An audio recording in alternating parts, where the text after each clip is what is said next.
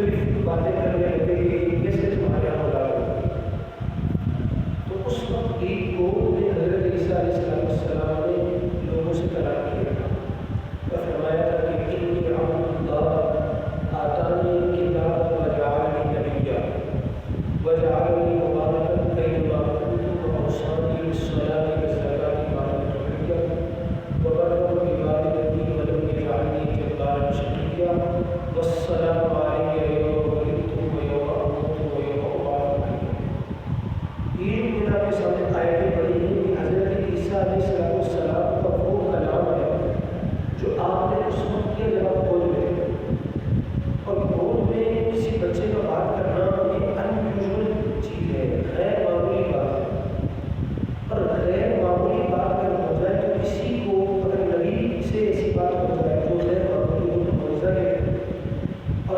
نبی سے کے علاوہ کسی اور سے جو اللہ کا نیک بندہ ہو اور ولی ہو اور پھر اس کی طرف سے کوئی ایسی بات ہو جائے جو عام طور پر نہیں ہوتی تو اسے کرامت کہا جاتا ہے۔ تو عیسیٰ علیہ السلام نے اس وقت جو بول میں کلام کیا تو چونکہ آپ اللہ کے نبی تھے، اللہ نے نبی بنا کر بھیجا، تو آپ کا اس وقت بول میں کلام کرنا کیا ہوگا؟ معجزہ۔ اللہ تعالیٰ کہ عیسیٰ تم بچپن میں بھی بات کرتے تھے اور یہ بھی میرا تم پر احسان تھا، اللہ نے احسان کروایا۔ وَإِذْ عَلَّمْتُكَ الْكِتَابَ وَالْحِكْمَةَ وَالتَّوْرَاةَ وَالْإِنْجِيلَ، اور میں نے تمہیں کتاب کا علم سکھایا، حکمت سکھائی اور تورات اور انجیل کا تورات اور انجیل تمہیں سکھائی اور اس کا علم تمہیں عطا فرمایا۔ عیسیٰ علیہ السلام انجیل آپ پر نازل ہوئی، لیکن اللہ تبارک و تعالیٰ کی طرف سے آپ کو جو تورات نازل ہوئی تھی اس کا بھی علم تھا، اور جو نبی کریم صلی اللہ تعالیٰ علیہ وسلم ہے ان کو بھی نہ صرف یہ کہ قرآن مجید کی آپ پر نازل ہوا اس کا علم تھا، بلکہ تورات، زبور، انجیل اور اس کے علاوہ بھی جو اللہ تبارک و تعالیٰ نے مختلف انبیاء پر صحیفے نازل فرمائے سب کا علم تھا۔ اور یہ انبیاء کو ہوتا ہے کیونکہ ان کو یہ بات پتہ ہوتی ہے کہ ہمیں کس چیز کا حکم دیا گیا ہے اور ہم سے پچھلی امتوں کو کن کن چیزوں کا حکم دیا گیا ہے۔ دین تو ایک ہی ہے سب کے لیے، حضرت آدم سے لے کر قیامت تک یہ دین ایک ہی، لیکن جو شریعت ہے جسے مسائل کہتے ہیں، نماز روزہ وغیرہ کی، انہوں نے تبدیلی آتی رہی ہے۔ تو اللہ تبارک نے تمہیں تورات اور انجیل کا بھی علم دیا، کتاب اور حکمت بھی تمہیں سکھائی۔ پھر فرمایا وَإِذْ تَخْلُقُ مِنَ الطِّينِ كَهَيْئَةِ الطَّيْرِ بِإِذْنِي فَتَنفُخُ فِيهَا فَتَكُونُ طَيْرًا بِإِذْنِي وَتُبْرِئُ الْأَكْمَهَ وَالْأَبْرَصَ بِإِذْنِي۔ فرمایا کہ تم میرے حکم سے مٹی کے ذریعے پرندے کی صورت بنا دیا۔ عیسیٰ علیہ السلام کو اللہ سے بہت ذریعے کہا کہ آپ مٹی لے کر اس مٹی سے پرندے جیسی صورت بناتے تھے، تو وہ پرندہ حقیقت میں پرندہ بنتا ہے، جو مٹی کا پرندہ ہوتا تھا اللہ اس میں جان ڈالتے تھے کہ آپ کا معجزہ ہے کہ مٹی سے چیز بنائی اور وہ حقیقی چیز بنی۔ اسی طرح ارشاد فرمایا کہ تم جو مادر زاد اندھے ہوتے ہیں ان کو بینائی دیتے ہو۔ ایک وہ شخص ہوتا ہے کہ جو پیدا جب ہوا تو اس کی بینائی تھی، سلامت تھا، لیکن آگے کسی وجہ سے چل کر اس کی بینائی ضائع ہو جائے، تو یہ کیس ہوتا ہے کہ بیماریوں سے بھی بیماری جو ہوتی ہے مختلف بیماریوں کی وجہ سے ایسا ہونا تو وہ حل ہو جاتا ہے۔ طب میں پہلے بھی اس کا علاج رہا ہے اور موجودہ زمانے میں تو حل بہت زیادہ ایڈوانس ہو چکا ہے۔ تو لیکن جو مادر ذات اندھا پیدا پیدائشی ہی اس کی آنکھیں نہ ہو، دیکھ نہ سکتا ہو، اس کو آنکھیں دے دینا یہ حضرت عیسیٰ علیہ السلام کو ہوتا ہے۔ آپ کے پاس لوگ آتے تھے، مادر ذات آتے ہوتے، لیکن آپ کی بارگاہ سے آنکھیں لے کر واپس جاتے ہیں۔ اسی طرح حضرت عیسیٰ علیہ السلام جو برس کے داغ والا ہوتا ہے، جسے جسم پر نشان ہوتے ہیں، سفید دھبے سے رنگے جاتے ہیں، پورے بازو کے پورے جسم پر ہوتے ہیں، بازو کے فقط چہرے پر ہوتے ہیں، بازو کے جسم کے کسی خاص حصے پر ہوتے ہیں، تو جو مختلف اس کی کیفیات ہوتی ہے۔ لیکن جو یہ مرد والے ہوتے ہیں برس کے، وہ حضرت عیسیٰ علیہ السلام کے پاس آتے ہیں اور آپ علیہ السلام ان کی جسم پر ہاتھ پھیرتے ہیں، اللہ تبارک و تعالیٰ کو شفا عطا فرماتا تھا اور ان کا یہ مرض دور ہو جاتا ہے، وہ جو نشانات تھے وہ ختم ہو جاتے تھے۔ فرمایا وَإِذْ تُخْرِجُ الْمَوْتَىٰ بِإِذْنِي، اور میرا ایک احسان ایسا تم پر یہ بھی ہے کہ تم میرے حکم سے مردے زندہ کرتے ہو۔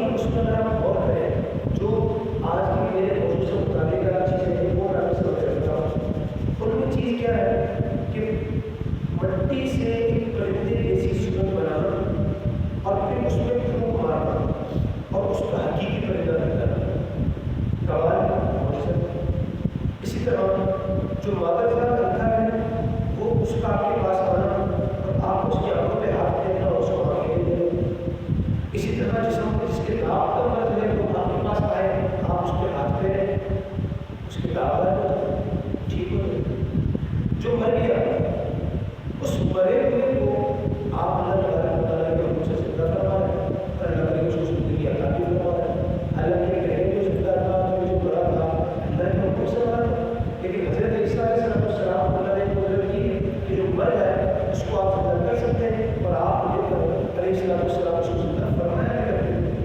اب یہ 4 چیزیں ہیں، پرندہ بننا مٹی سے پھونک مار کے حقیقی پرندہ بننا، اس کے بعد اندھے کو آنکھیں دینا، برس والے کا داغ دور کر دینا اور مردے کو زندہ کر دینا۔ مجھے یہ بتائیے کہ یہ جو چیزیں ہیں یہ مخلوق کی حاجت روائی اور مدد ہے کہ یہ 4 چیزیں۔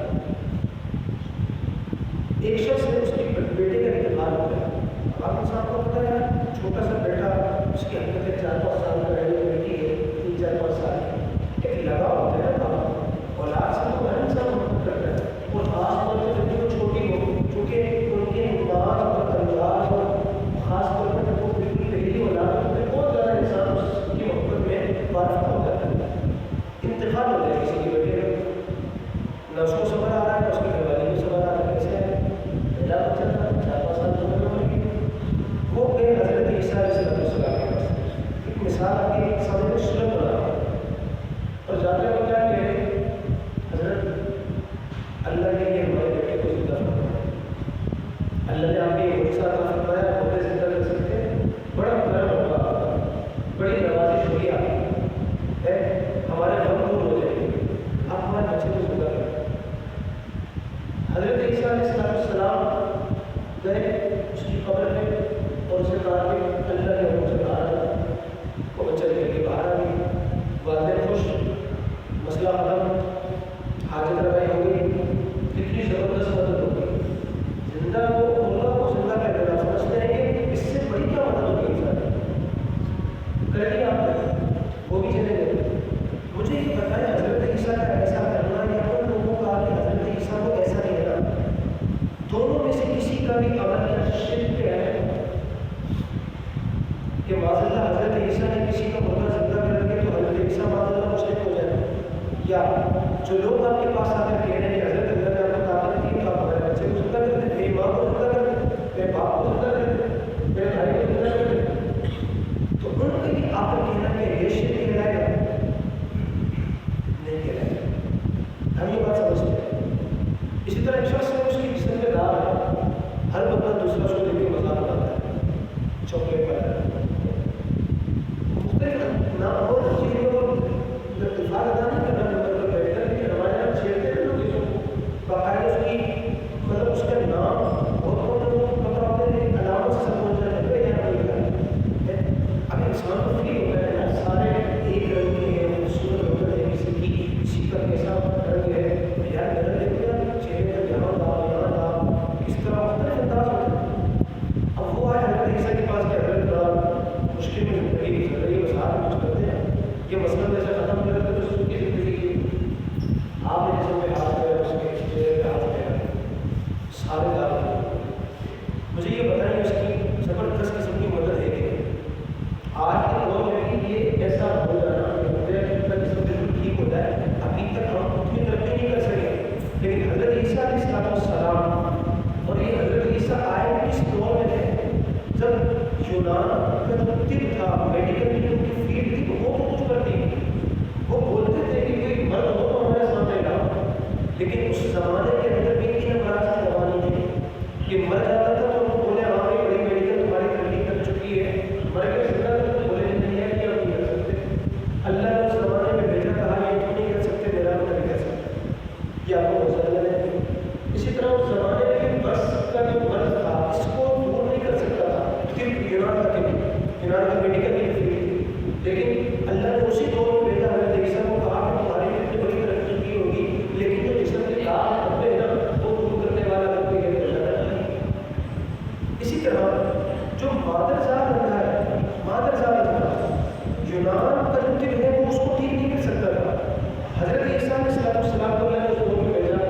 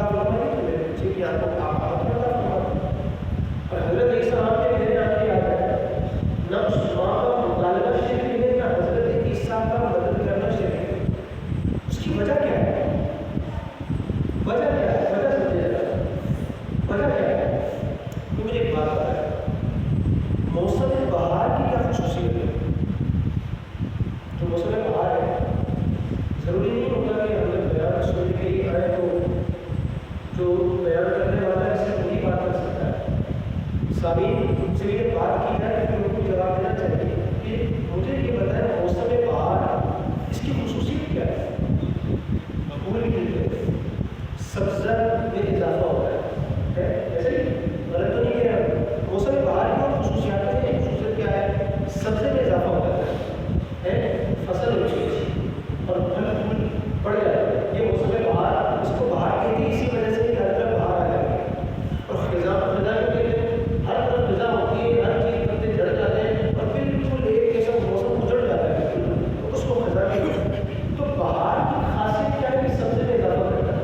ٹھیک، اب مجھے بات بتائیں، ایک شخص یہ کہہ رہا ہے کہ یار دیکھو موسم بہار آیا، ہر طرف پھول ہی پھول کھل گئے، موسم بہار آیا، ہر طرف پھول ہی پھول کھل گئے، اس کی یہ بات درست ہے؟ درست ہے؟ درست تو ہے، موسم بہار آیا، ان شارٹ وہ یہ کہنا چاہ رہا ہے کہ یہ پھولوں کا کھلنا ہے، یہ کس کا کمال ہے؟ موسم بہار، یہ کہنا چاہ رہا ہے۔ اب مطلب ربیع البقلا، موسم بہار نے سبزہ اگا دیا، سبزے میں اضافہ کر دیا۔ ہم درس نظامی کہتے ہیں فن بلاغت پڑھتے ہیں تو وہاں پر باقاعدہ اس بحث کو اچھا خاصا کلیئر کرتے، تو وہیں کا میں نے جتنا آپ کے سامنے مثال کے طور پر اردو میں رکھا ہے۔ اگر کوئی کہے کہ یار موسم بہار آیا، دیکھو کیسا پھولوں میں اضافہ ہو گیا، پھول کھل گئے، بات اس کی صحیح ہے۔ ایک دوسرا بندہ ہے، وہ یہ کہہ رہا ہے دیکھو یار اللہ کی کیسے قدرت ہے، اللہ نے پھول کھلا دیا، اللہ کی کیسے قدرت ہے، اللہ نے پھول کھلا دیا، یہ غلط ہے، یہ بھی غلط ہے۔ ایک بندہ کہہ رہا ہے کہ یار اللہ نے دیکھو کیسے پھول کھلا دیا، رنگ کا رنگ، وہ غلط نہیں ہے۔ اور ایک بندہ کہہ رہا ہے کہ یار موسم بہار نے کیسے پھول کھلا دیے، غلط ہے، وہ بھی غلط ہے۔ وجہ کیا ہے؟ دو بندے ہیں اور ایک کام کو دو الگ الگ کرنے والوں کی طرف منسوخ کر رہے ہیں۔ اللہ وہ ہے موسم بہار ہے، موسم بہار تو غیر اللہ ہے، اللہ کا نہیں ہے موسم بہار۔ لیکن ایک بندہ کہہ رہا ہے کہ یار موسم بہار کی وجہ سے پھول کھلے، اور دوسرا کہہ رہا ہے اللہ نے پھول کھلائے، اور آپ کیا کہہ رہے ہیں دونوں کی بات درست۔ وہ کیسے؟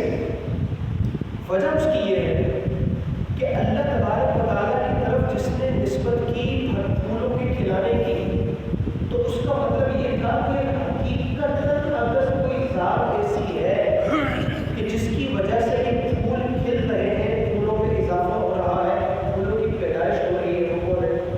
اللہ۔ ٹھیک، اور آپ نے یہ کہا کہ جو یہ کہہ رہا ہے موسم بہار نے پھول کھلا دیے، اس کی بات بھی درست ہے۔ وہ کس طور پر؟ وہ اس طور پر کہ اللہ نے پھول کھلائے ہیں مگر موسم بہار کے ذریعے۔ یہی خدا ہے جو موسم خزاں میں ہی پھولوں کو گرا دیتا ہے، پتوں کو گرا دیتا ہے، درختوں کو اجاڑ دیتا ہے، لیکن اسی اللہ نے جب پھول کھلانا چاہے تو موسم بہار پیدا کروا دی۔ تو موسم بہار اگر پھول کھلا رہا ہے، اپنی حیثیت سے نہیں کھلا رہا، اپنی حیثیت سے پھول نہیں کھلا رہا۔ موسم بہار میں اتنی پاور نہیں کہ خود بغیر خدا کی مدد کے اپنی ذات کے اعتبار سے ایک سیلف وہ یہ کام کر سکے۔ لیکن آپ کیا کہہ رہے ہیں کہ اگر کوئی کہے کہ موسم بہار میں پھول کھلائے تو اس کی بات کیا ہے؟ کہ موسم بہار میں پھول کھلائے۔ اب یہاں پر ہم جو بحث پڑھتے ہیں درس نظامی کے اندر عالم کورس، وہاں پر ہم یہ بحث باقاعدہ پڑھتے ہیں کہ اگر یہ جملہ کہ موسم بہار نے پھول کھلائے، اس کے کہنے والے کا اعتبار ہوگا، یہ جملہ کا درست ہوگا۔ میں نے آپ سے پوچھا کہ جملہ درست ہے کہ موسم بہار نے پھول کھلائے، لیکن یہ جملہ درست کس کے لیے ہوگا، کس کے لیے نہیں ہوگا؟ ہم نے اس کی تقسیم پڑھی ہے، اور تقسیم کیا ہے؟ تقسیم مسلم اور کافر کی، تقسیم مسلم اور غیر مسلم کی۔ اگر مسلم یہ کہے گا کہ موسم بہار نے پھول کھلائے ہیں تو جملہ درست ہے، وہ اسلام سے خارج نہیں ہوگا۔ لیکن اگر کافر یہ بات کہے گا کہ موسم بہار نے پھول کھلائے ہیں، تو ظاہر سی بات ہے ہم سمجھ سکتے ہیں کہ اس نے یہاں پر موسم بہار کو حقیقی ذریعہ سمجھا ہے، حقیقی سبب سمجھا ہے، قادر مطلق سمجھا ہے موسم بہار کو، اور کافر یہ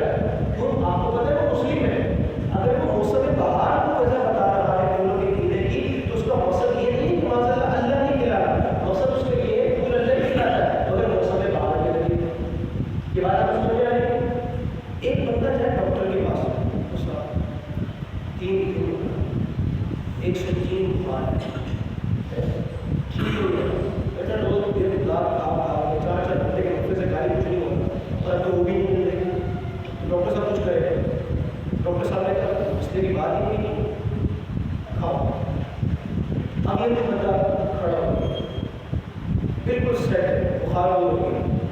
ڈاکٹر صاحب نے شفا دی ہے؟ ڈاکٹر صاحب نے شفا دی ہے نا؟ بھائی آپ ہو رہے ہیں ڈاکٹر صاحب نے شفا دی ہے. حالانکہ اللہ کیا فرما رہا ہے؟ شفا کون دیتا ہے؟ اللہ. شفا کون دیتا ہے؟ تو قرآن کا فیصلہ ہے. شفا کون دیتا ہے؟ اللہ.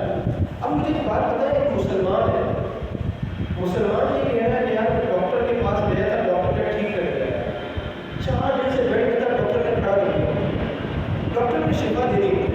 مسلمان ہے اور وہ آگے آپ کو کیا کہہ رہا ہے؟ کیا ڈاکٹر ہے، زبردست ڈاکٹر ہے، اللہ نے یار کیا کمال کیا ہے، اس کے پاس میں اس نے ٹھیک کر دیا، شفا دے دی. مسلمان یہ بات کیا ہے؟ آپ فوراً کہہ دیں گے مشرک، کہیں گے آپ مشرک بتائیں نا. آپ نے ہو سکتا ہے زندگی میں کبھی یہ جملہ کہا، ہو سکتا ہے میں نے بھی کبھی کہا کہ فلاں ڈاکٹر کے پاس گیا تو اس نے ٹھیک کر دیا، کھڑا کر دیا، بیٹھ پتا ہے ہفتے سے 2 دن میں کھڑا کر دیا اسے. مجھے یہ بات پتا ہے، یہ کہنے والا کہ یار ڈاکٹر نے مجھے کھڑا کر دیا، شفا دے دی، اس کو مشرک کہتے ہیں. لیکن اگر کوئی شخص وہ یہ کہے کہ ڈاکٹر نے مجھے شفا دے دی، ڈاکٹر نے کھڑا کر دیا، اور اس نے پوچھا کہ بھائی تمہارے یہ کہنے کا مقصد کیا ہے، نیت کیا ہے تمہاری، کس سیکوینس میں تم یہ بات کر رہے ہو؟ شفا تو اللہ دیتا ہے، تم کہہ رہے ہو ڈاکٹر نے شفا دے دی تو ہو گئے گا بھائی شفا اللہ ہی دیتا ہے. مطلب یہ ہے کہ جب میں اس کے پاس گیا نا، اللہ نے مجھے اس کے ذریعے شفا دی. میرا جو مرض تھا وہ چل رہا تھا، میں اپنی دوا تک نہیں پہنچ پا رہا تھا، جب اس کے پاس پہنچا تو دوا اس کے پاس تھی میری. اللہ نے اس کو ذریعہ بنا دیا میری شفا کا. میرے کہنے کا مطلب یہ ہے، اگر میں یہ کہہ رہا ہوں کہ ڈاکٹر نے مجھے شفا دی تو ہرگز مطلب یہ نہیں ہے کہ اللہ کی کوئی مدد اس میں کار فرما ہے ہی نہیں اور سب کچھ اس ڈاکٹر نے کیا ہے. مراد یہی ہے شفا اللہ ہی نے دی ہے، بس اس کو سبب وسیلہ ذریعہ بنا دیا. جملہ درست ہے مسلمان، کوئی حکم بھی نہیں ہے اس پر، کوئی شرک کا فتویٰ بھی نہیں. لیکن ایک دوسرا شخص ہے وہ یہ کہے نہیں مجھے جو شفا ملی ہے نا میری ڈاکٹر کی وجہ سے، اس میں خدا کا کوئی ہاتھ نہیں ہے، اس میں خدا کا کوئی ہاتھ نہیں ہے. ڈاکٹر نے جو کیا ایکسل اپنی ذات سے کیا. ڈاکٹر اس حوالے سے شفا دینے کے معاملے میں قادر مطلق تھا، اللہ کی مدد شامل نہیں تھی. اور ڈاکٹر نے اپنی ذات میں یہ کمال ڈاکٹر کی ذات میں ہے کہ بغیر کسی کی مدد کیے، بغیر اللہ کی مدد کیے اس نے مجھے شفا دے دی، کھڑا کر دیا، ٹھیک کر دیا. اب مجھے یہ بتائیں کہ مسلمان ہونا نہیں رہا. ایسا ہی نا، اس میں کون سی شک کی بات ہے؟ یقیناً نہیں رہا. مجھے ایک بات بتائیں، وہ شخص جو کہہ رہا ہے کہ ڈاکٹر نے مجھے شفا دی، جب اس نے اس شفا دینے کی نسبت ڈاکٹر کی طرف کی، مگر جب وضاحت میں اس نے کہا کہ میں اللہ ہی کو شافی سمجھتا ہوں، لیکن اللہ نے اس کو میری شفا کا ذریعہ بنا دیا، اس لیے میں نے ڈاکٹر کے بارے میں یہ جملہ کہا کہ ڈاکٹر نے شفا دی، آپ اس کو مشرک نہیں کہا.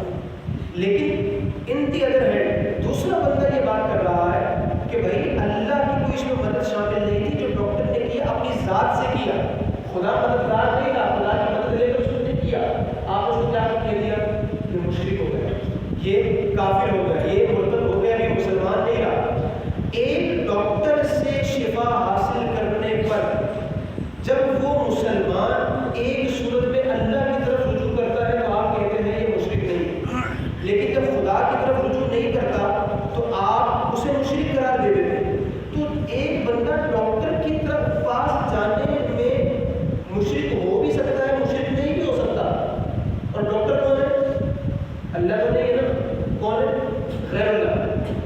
سیم یہی چیز ڈاکٹر کو چھوڑ دے، کسی ولی کی مثال لے لے، کسی نبی کی مثال لے لے، کسی عام مسلمان کی مثال لے لے، جتنی بھی ایسی ذاتیں ہیں جو نیک کہلاتی ہیں، یا لوگ جن کے پاس جا کر دین اور دنیا کے معاملے میں مدد کے طالب ہوتے ہیں، وہاں پر بھی یہی اصول ہے.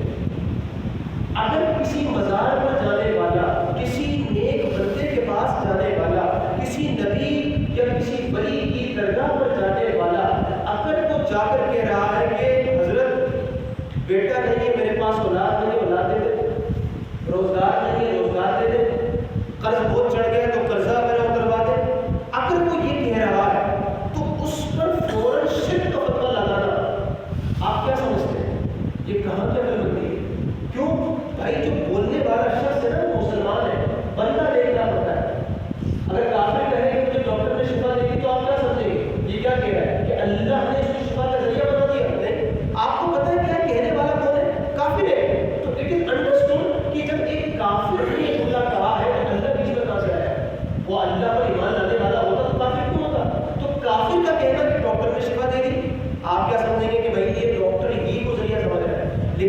مسلمان کا جملہ کہ ڈاکٹر نے مجھے شفا دی، آپ سے کافر نہیں کیے، آپ سے مشرک نہیں کیے، جملہ دونوں بندوں کا ایک ہی ہے، مگر چونکہ ذات مختلف ہو گئی، محل تبدیل ہو گیا، مطلب تبدیل ہو گیا، معنی تبدیل ہو گیا، حکم تبدیل ہو گیا، سیم چیز یہیں پر ہے۔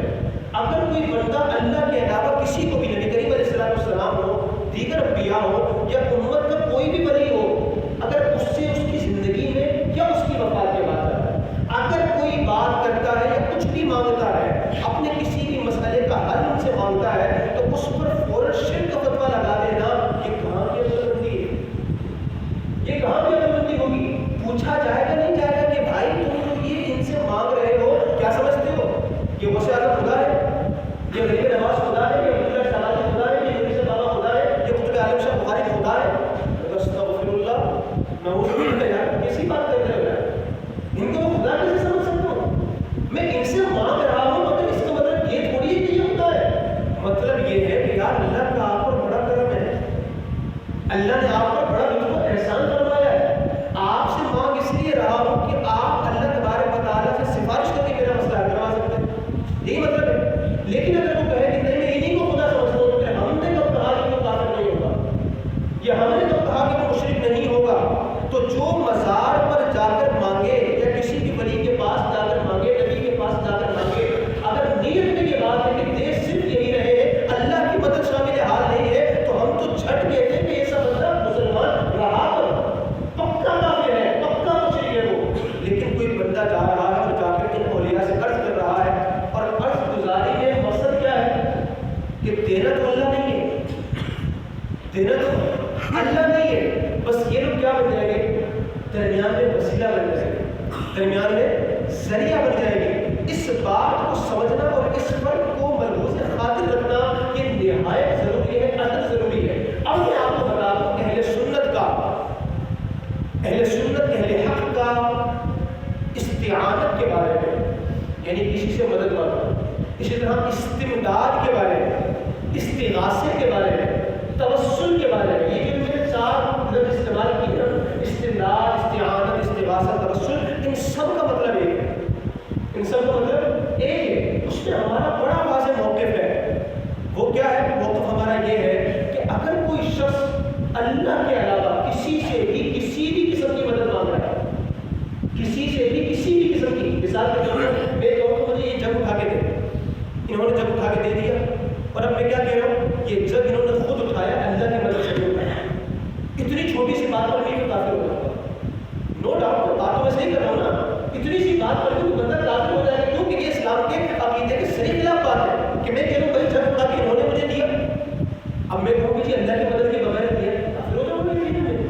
تو ہمارا اس مدد کے حوالے سے، استعانت کے حوالے سے یہ بڑا واضح عقیدہ ہے کہ کوئی اللہ کے علاوہ کسی سے بھی اگر مدد مانگ رہا ہے، اگر وہ اس کو ذریعہ سمجھتا ہے، ذریعہ سمجھتا ہے، تو وہ کافر نہیں ہو سکتا، تو مشرک نہیں ہو سکتا۔ اس کی وجہ کیا ہے کہ جب اگلا ذریعہ ہے نا، اگلا ذریعہ ہے، اگلا وسیلہ بن رہا ہے، تو وہ مدد اس کی ہے ہی نہیں، مدد اس کی ہے ہی نہیں۔ بھائی میں نے یہ پیسے نکال کے دیے علامہ رضوان صاحب، میں نے کہا جی یہ آپ پیسے دے دیجیے گا عرفان بھائی کو، عرفان بھائی کی مدد کی ضرورت تھی، میں نے کہا جی آپ دے دیجیے گا عرفان بھائی کو، انہوں نے جا کر پیسے دے دیے، عرفان بھائی کیا کہے گی میری مدد کس نے کی ہے؟ رضوان بھائی نے۔ اور میری وجہ تو صحیح کہہ رہے ہیں کہ ان کو ملا رضوان بھائی کے ذریعے، مگر رضوان بھائی کو کس نے دیا تھا؟ میں نے دیا تھا نا، تو پیچھے مدد کرنے والا اصل کون تھا؟ میں تھا۔ تو یہ چیز سمجھنے کی بڑی ضرورت ہے کہ اگر ذریعہ سمجھ رہا ہے کوئی کسی کو بھی، اللہ کے علاوہ کوئی نبی ہو، ولی ہو، جب ذریعہ سمجھ رہا ہے تو یہ سمجھ لے کہ وہ غیر اللہ سے مدد ہے ہی نہیں، کیونکہ حقیقی مدد وہاں پر ہے ہی اللہ تعالیٰ۔ تو یہ بات سمجھے، ایاک نعبد و ایاک نستعین، ہم تجھ ہی سے مدد مانگتے ہیں، تیری ہی عبادت کرتے ہیں۔ اس کا مطلب یہی ہے کہ اے مالک و مولا، عبادت کا مستحق بھی تو ہے، مدد کرنے والا حقیقی مالک بھی تو ہے۔ کائنات میں کوئی بھی کسی بھی قسم کی مدد کرنے والا ہے، اور کوئی بھی کسی سے کسی بھی قسم کی مدد مانگنے والا ہے، تو مدد کرنے والا جو مدد کر رہا ہے اور مدد لینے والا جو مدد لے رہا ہے، وہ دینے والے مدد بھی دے رہی ہے، لینے والی مدد بھی دے رہی ہے۔ یہ سمجھے اس بات کو، اس عقیدے کو سمجھے، یہ بالکل اسلام کا واضح ترین عقیدہ ہے، اور یہ عقیدہ اگر رکھیں گے تو شرک سے بچاؤ ہوگا۔ بڑے بڑے علماء امت، اولیاء امت اور اتنے 1400 سال کے مسلمانوں کا یہ عقیدہ رہا ہے، اس پر عمل رہا ہے، اس پر مزید گفتگو انشاءاللہ تبارک و تعالیٰ اگر چھوڑ گئی تو اگلے جمعے مزید کروں گا۔ اللہ تبارک و تعالیٰ ہم سب کے عقیدوں کی حفاظت فرمائے۔ اور آخر